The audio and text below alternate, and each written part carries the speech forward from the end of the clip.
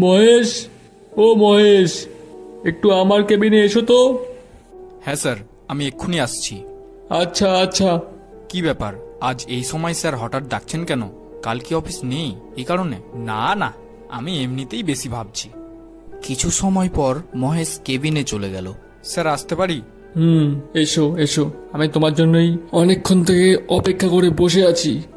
কেন স্যার, কোনো কি সমস্যা হয়েছে? হ্যাঁ, সমস্যা তো হয়েছে। সমস্যা না হলে কি তোমাকে বলতাম? স্যারের কথা তো শুনে মনে হচ্ছে স্যার তো আমার ওপর অনেক রেগে আছে। কি ভাবছো তুমি? না না স্যার, কিছু না। আর তুমি যে গতকাল আসোনি, এর জন্য কত বড় ক্ষতি হয়েছে তুমি জানো? আর কালকে আমেরিকার এক ক্লায়েন্ট আসবে, নতুন যে বইটা প্রকাশ করার কথা হচ্ছে সেটার তথ্য সব তুমি দেবে। সরি স্যার, আসলে স্যার আমার শরীরটা অসুস্থ ছিল। আপনি চিন্তা করবেন না, আমি আজকে রাতে বাসায় বসে সব কাজ শেষ করে ফেলবো। না না, তুমি আজকে কাজটি অফিসে বসেই শেষ করবে। দরকার হলে আজকে রাতের অফিসে গেস্ট রুমে তুমি থেকে যাবে। কিন্তু স্যার। কোনো কিন্তু শুনতে চাই না। যাও, তুমি তোমার কেবিনে যাও। এরপর মহেশ কেবিন থেকে চলে গেল। কি অবস্থা, যে কাজ পড়ে আছে আজ পুরো বিকাল শেষ হয়ে রাতও শেষ হয়ে যাবে। না না, কাজ শুরু করি। আগে তো বইটার কিছু তথ্য বের করতে হবে। এরপর মহেশ ল্যাপটপ থেকে কিছু বইয়ের তথ্য বের করলো। এই তো কিছু তথ্য পেলাম। বইটা তো দেখছি নিষিদ্ধ করা হয়েছিল, কিন্তু কেন? এখানে তো ডিটেলসে কিছু বলা নেই। এইসব কিছু জানতে হলে আমাকে আরো রিসার্চ করতে হবে। যাই, গুগলে গিয়ে আরো কিছু ইনফরমেশন নিই। এরপর মহেশ যখন গুগলে বইটা নিয়ে রিসার্চ দিল, এরপর এক অদ্ভুত তথ্য তার সামনে এলো, যা দেখে মহেশের ঘাম বেরিয়ে গেল। এ কি, এখানে তো লেখা আছে যে এই বই একবার পড়ে তার মৃত্যু অবারিত। আসলে কি এসব সত্যি? বই পড়ে কি মানুষ মারা যায়? না না, আমি বরং স্যারকে একবার ফোন দিয়ে জিজ্ঞাসা করি। কিন্তু রাত তো অনেক হলো, এত রাতে কি ফোন দেওয়াটা ঠিক হবে? না না, একবার ফোন দিয়ে জিজ্ঞাসা করি। স্যার কল ধরুন, কখন থেকে কল দিচ্ছি, এখনো কল ধরছেন না। হ্যালো, কে এত রাতে? স্যার এত রাতে কল দেওয়ার জন্য সরি, আমি মহেশ অফিস থেকে বলছি। আচ্ছা মহেশ, এখনো কাজ শেষ হয়নি তোমার? এই তো স্যার শেষের পথে। কিন্তু স্যার আমরা যে বই নতুন করে পাবলিশ করতে চাইছি এটা তো জেসে বই না। সে বই না মানে? গুগলে ইনফরমেশন কালেক্ট করতে গিয়ে দেখতে পেলাম। হ্যাঁ, কি দেখতে পেলে? বইটা যে একবার পড়ে তার মৃত্যু নিশ্চিন্ত। এই কথা শুনে বস অনেক জোরে জোরে হাসতে লাগলো। আরে মহেশ, এটা তুমি বিশ্বাস করো? তো শুধু এত রাতে আমার ঘুমটা নষ্ট করলে। বই পড়লে কি কেউ মারা যায়? আচ্ছা, আমি রাখছি, তুমি কাজ শেষ করে ঘুমিয়ে পড়ো। কিন্তু স্যার। হ্যালো হ্যালো, যা বাবা, ফোন কেটে দিল। মহেশ এবার চিন্তায় পড়ে গেল। মহেশের মনে এক ধরনের ভয় কাজ করতে লাগলো। স্যার আসতে পারি? হ্যাঁ হ্যাঁ, আসো। এই নেন স্যার ফাইল। কিন্তু স্যার আমার একটু ভয় ভয় লাগছে। ভয়? কিসের ভয় মহেশ? আরে তুমি তো ছোট বাচ্চাদের মতো করছো। শোনো মহেশ, এই বইটা প্রকাশ করতে পারলে আমাদের কোম্পানি বিরাট মুনাফা পাবে। আর আমেরিকার ক্লায়েন্ট বলেছে কাজটা যদি সঠিকভাবে হয় তাহলে তোমাকে আমেরিকায় নিয়ে যাবে। বসের কথা শুনে মহেশ লোভে পড়ে গেল। মহেশের ভয় হঠাৎ করে উধাও হয়ে গেল। আচ্ছা আচ্ছা, ঠিক আছে স্যার, আমি এখন যাই। আর হ্যাঁ মহেশ, শোনো, আজকে রাতেও তোমাকে একটু অফিসে থাকতে হবে। কিন্তু স্যার আমি তো। আরে বাবা, পুরো রাত থাকতে হবে না, রাত 8টা পর্যন্ত থাকবে। আসলে ওই রাতের দারোয়ানটা একটা কাজে গ্রামে পাঠিয়েছি, ও আসলে তুমি চলে যাও। আচ্ছা স্যার, বইটা নিয়ে আমার অনেক টেনশন হচ্ছে। আসলে যদি ভূতটুটের ব্যাপার হয়ে থাকে। হঠাৎ কেবিনের বাইরে থেকে দারোয়ান বলতে লাগলো, মহেশ স্যার, আসতে পারি? আরে দারোয়ান চাচা আসছেন, আমি তো আপনার জন্যই বসে আছি। আমার জন্য কেন? আপনি এত রাতে অফিসে কি করছেন? আরে স্যার বলছে তুমি না আসা পর্যন্ত যাতে বাসায় না যায়, তাই তোমার জন্য বসে আছি। ও, আর স্যার আপনি কি বইয়ের কথা বলছেন শুনলাম? না না, কই? আমি জানি স্যার এই বইয়ের ব্যাপারে। তুমি কি জানো দারোয়ান চাচা? বস যে বইটা নতুন করে প্রকাশ করতে চাচ্ছে এটা অভিশপ্ত বই। এই বইটা যে একবার খুলে তার মৃত্যু নিশ্চিত। এই বইটাতে এক ভয়ঙ্কর রাক্ষস বন্দী আছে। তোমার কথার সাথে আর গুগলের ইনফরমেশনের সাথে মিলে যাচ্ছে। আরে মহেশ স্যার, বয়স তো আর আমার কম হয়নি। এই যে অফিসের বাঁদিকে যে পরিত্যক্ত লাইব্রেরিটা আছে, এটার মধ্যে ওই অভিশপ্ত বইটা এখনো আছে। এই বইয়ের কারণে এই লাইব্রেরিটা বন্ধ করে দেয়া হয়েছে। কি বলছো এসব তুমি দারোয়ান চাচা? আমি ঠিক বলছি। আর এই বইটার প্রত্যেক অক্ষর সোনার প্রলেপ দিয়ে লেখা। এই বইয়ে মার্কেটে অনেক দাম। একমাত্র অভিশপ্ত হয়ে যাওয়ার কারণে এই বইটা নিষিদ্ধ করা হয়। হ্যাঁ, এই জন্যই তো আমাদের বস এই বই নিয়ে এত মাতামাতি করছে। আচ্ছা আচ্ছা, আমার এখন দেরি হয়ে যাচ্ছে। হ্যাঁ, সাবধানে যাবেন। আকাশে মেঘ ডাকছে, বৃষ্টি আসতে পারে। আচ্ছা, সমস্যা নেই, আমার কাছে তো ছাতা আছে। ততঃপর অফিস থেকে বের হয়ে মহেশ নিজের বাসার উদ্দেশ্যে রওনা দিল। আকাশে বিদ্যুৎ চমকাচ্ছে, অনেক বেশি বাতাস হচ্ছে। এই ঝড় বৃষ্টির মধ্যে মহেশ মিট মিট পায়ে হাঁটছে। ওহ, কি বৃষ্টি! এই বৃষ্টির মধ্যে কোনো গাড়িও পাচ্ছি না। এখন তো হেঁটে যাওয়া ছাড়া আর কোনো উপায়ই নেই। মহেশ আবার হাঁটতে শুরু করলো। মহেশ হাঁটতে হাঁটতে সে পরিত্যক্ত লাইব্রেরির সামনে এসে পৌঁছালো।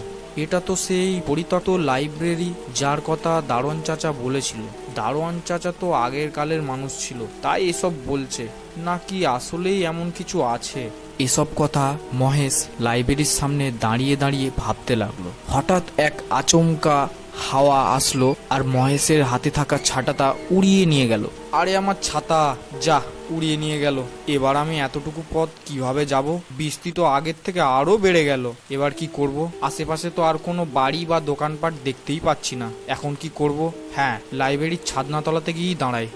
মহেশ তখন পরিত্যক্ত লাইব্রেরির ছাদনাতলায় গিয়ে দাঁড়ালো। বৃষ্টি আর কিছুতেই থামছে না। রাত গভীর হতে লাগলো। এদিকের মহেশের চোখটাও ঘুমে তলিয়ে যাচ্ছিল। হঠাৎ এক অদ্ভুত চিৎকারের শব্দে মহেশের ঘুম ভেঙে গেল। কে কে? আমি কোথায়? ওহ, আমি তো এই লাইব্রেরির নিচে। কিন্তু এই চিৎকার শব্দটা কোথা থেকে আসলো? মনে হচ্ছে তো লাইব্রেরির ভিতর থেকে। তখন ঠিক ঘড়িতে রাত 3টে বাজে। মহেশ টিপ টিপ পায়ে লাইব্রেরির সদর দরজায় পা দিতে হঠাৎ পুরো লাইব্রেরি কেঁপে উঠল। এবার মহেশ ভয় পেয়ে গেল। ওরে বাবা, লাইব্রেরি এরকম কাঁপছে কেন? তাহলে কি দারোয়ান চাচার কথা মতো লাইব্রেরিতে থাকা ওই অভিশপ্ত বইয়ের ভূতটা না তো? এরপর মহেশ লাইব্রেরির ভেতরে প্রবেশ করলো। লাইব্রেরিটা দেখে মহেশ অবাক হয়ে গেল। লাইব্রেরিটা দেখে তো মনে হচ্ছে না অনেক দিন ধরে বন্ধ আছে। লাইব্রেরিতে একটা বাসাও নেই। হঠাৎ মহেশের কানে পৌঁছালো এক ভয়ানক চিৎকার, যা শুনে মহেশ ভয় পেয়ে গেল। ওরে বাবা, ঠাকুর রক্ষা করো! এই চিৎকারটা তো মনে হচ্ছে সামনে বন্ধ ঘরটা থেকে আসছে। মহেশ আস্তে আস্তে রুমটার দিকে এগোচ্ছে। এমন সময় হঠাৎ কেউ একজন মহেশের নাম ধরে ডাক দিল। মহেশ এবার কিছু সময়ের জন্য থেমে গেল। কে কে? মহেশ পিছনে ফিরে দেখতে পেল দারোয়ান চাচা ছাতা নিয়ে দাঁড়িয়ে। আরে দারোয়ান চাচা, আপনি এখানে? স্যার, আপনি এখানে কি করছেন? তাড়াতাড়ি চলেন। এই রুমের ধারে কাছেও যাবেন না। এখানে গেলে আপনার মৃত্যু নিশ্চিত। হ্যাঁ, না না, আমি চলে যাচ্ছি। কিন্তু বললে না তো আপনি এখানে কি করছেন? না, আসলে সকাল তো প্রায় হয়ে গেল, তাই বৃষ্টি থামার পর চারিদিকে হাঁটতে লাগলাম। হঠাৎ দেখতে পেলাম লাইব্রেরির সদর দপ্তর খোলা। এসে দেখি আপনি এখানে। না, আসলে বৃষ্টির মধ্যে এখানে আমি আটকে গেলাম, তার মধ্যে চোখটাও লেগে গেল। হঠাৎ এক ভয়ঙ্কর চিৎকারে আমার ঘুম ভেঙে যায়। স্যার, আমি তো বললাম এটা অভিশপ্ত লাইব্রেরি। আমি ঠিক সময় না আসলে তো আপনি মারা যেতেন। পর মহেশ লাইব্রেরি থেকে বেরিয়ে গেল। ততক্ষণে বৃষ্টি থেমে গেছে। মহেশ নিজের বাসায় চলে গেল। হঠাৎ তার ফোনটা বেজে উঠল। হ্যালো, কে? মহেশ, আজকে তুমি অফিসে আসোনি কেন? সে সকাল থেকে তোমাকে ফোন দিচ্ছি আমি। স্যার, কয়টা বাজে? কি? তুমি আমাকে জিজ্ঞেস করছো কয়টা বাজে? সকাল পেরিয়ে বিকেল হতে লাগলো এখন। কি বলছেন স্যার? আমি এক্ষুনি আসছি স্যার। আচ্ছা, বাদ দাও, এখন অফিসে আসা লাগবে না তোমার। তুমি আজকে রাতে ঠিক 3টায় আমাদের অফিসের বামে যে লাইব্রেরিটা আছে ওইখানে যাবে। ওই জায়গায় একটা বইয়ের নাম আছে, সাইকো। এই বইটা নিয়ে আসবে। আর হ্যাঁ, এই কথা যেন কেউ না জানে। না না স্যার, ওই জায়গায় ভূত আছে, আমি যাব না। আরে কোনো ভূত নেই, তুমি ভয় পেও না। আর তুমি তো একা যাবে না, আমিও যাব তোমার সাথে। শোনো, বইটার অনেক দাম। এটা আনতে পারলে আমাদের লাইফ পুরো সেটেল। কিন্তু স্যার। আর কোনো কিন্তু আমি শুনবো না। দেখা হচ্ছে লাইব্রেরিতে। স্যার আমার অনেক ভয় করছে। আরে ভয় কিসের, চলো ভিতরে যাওয়া যাক। স্যার আজ অমাবস্যার রাত, দেখুন আকাশ কেমন কালো হয়ে আছে। আরে মহেশ, তুমি ভয় পেও না। একবার বইটা পেয়ে গেলে আমাদের জীবনে আর কোনো দুঃখ থাকবে না। চলো যাবো, বইটা নিয়ে চলে আসবো। তাহলে চলুন। দুজন লোভে অন্ধ হয়ে গেল। মহেশ তার সাথে ঘটে যাওয়া কালকের ঘটনাগুলোও সব ভুলে গেল।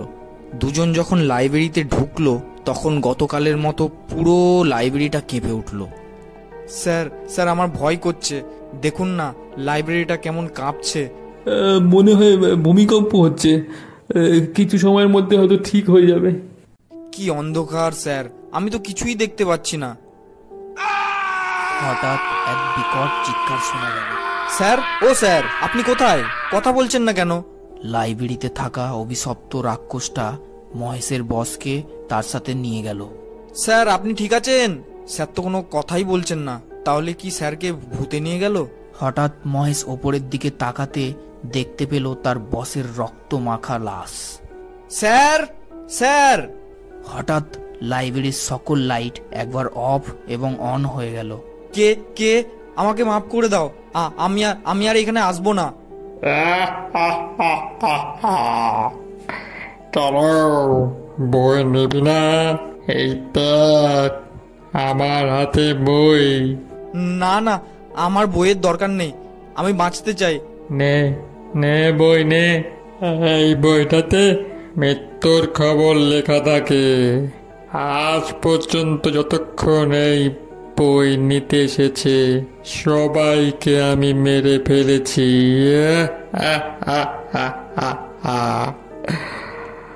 তুইও বাঁচতে পারবি না।